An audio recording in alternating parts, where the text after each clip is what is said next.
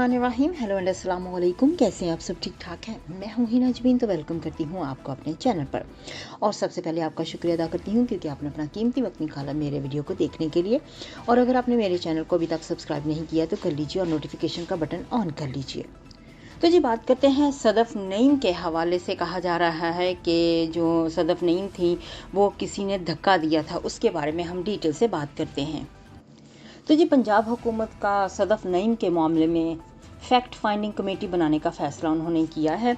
Committee में मुतल्लिका महकमों के अफसर शामिल होंगे। कमेटी जल्द अपनी रिपोर्ट पेश करेगी। तो पंजाब हुकूमत ने खातून सहाफ़ी सदफ नईम के जाँ बहक होने पर मामले पर फैक्ट फाइंडिंग कमेटी बनाने का फैसला कर लिया।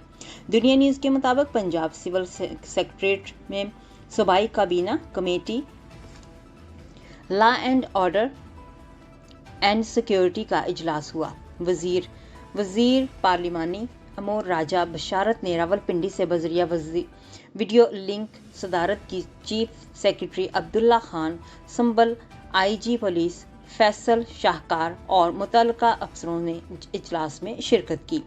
बताया गया है कि इजलास के शुरका ने खातून रिपोर्टर सदफ नईम के अफसोसनाक वाक़े पर इजहार अफसोस किया और फातह ख़्वानी भी की और इस मामले पर फैक्ट फाइंडिंग कमेटी बनाने का फैसला किया। कमेटी में मुतल्लिका महकमों के अफसरान शामिल होंगे। कमेटी जल्द अपनी रिपोर्ट पेश करेगी।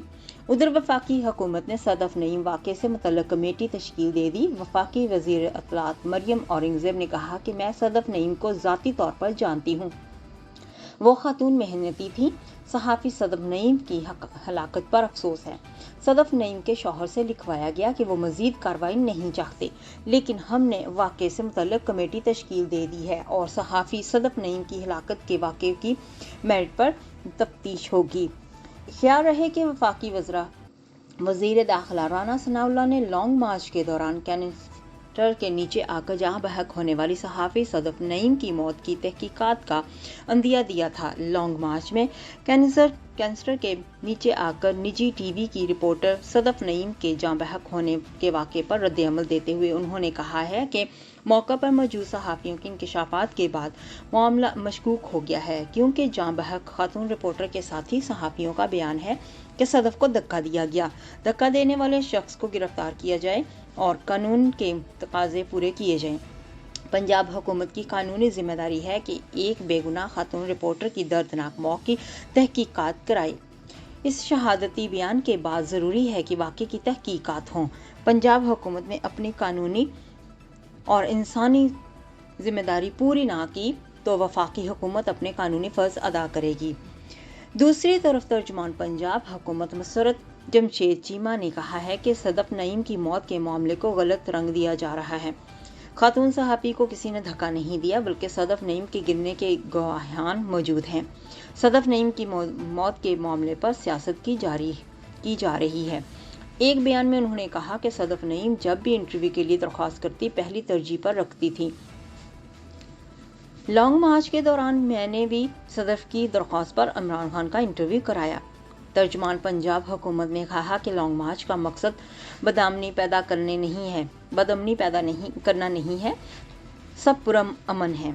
लॉन्ग मार्च का मकसद इलेक्शन की तारीख लेना है। जहां से लॉन्ग मार्च शुरू हुआ है वहीं से रुका और नहीं टूटा।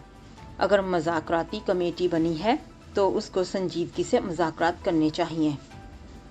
तो जी यहाँ पे बताया जा रहा था कि सदफ इंटरव्यू लेना चाहती थी और यानी कि वो कैनिस्टर पे जाना चाहती थी, तो वो भाग रही थी, जो कि एक वीडियो भी आया था भागने का उनका वहाँ पर। तो वो भाग के कैनिस्टर पे चढ़ना चाहती थी, लेकिन वो कोशिश करी थी तो उनका हाथ जल्दी से उन्होंने पकड़ा, कैनिस्टर को चढ़ने की कोशिश की। तो कहा जा रहा है कि सिक्योरिटी गार्ड ने उसका हाथ छुड़ा दिया और उसको धक्का दे दिया और वो फिर कैनिस्टर के टायर के नीचे आ गया और उनका सर कुचला गया। तो अब कहाँ तक ये बातें सच्ची हैं, कहाँ तक नहीं है, इसके बारे में कुछ कहा नहीं जा सकता, क्योंकि वीडियो जब तक प्रूफ नहीं आते तो उस वक्त तक कहा नहीं जा सकता। तो आज के वीडियो को यहीं पे ख़त्म करती हूँ। अपना बहुत सा ख्याल रखिएगा। हमेशा खुश रहिएगा। Bye bye.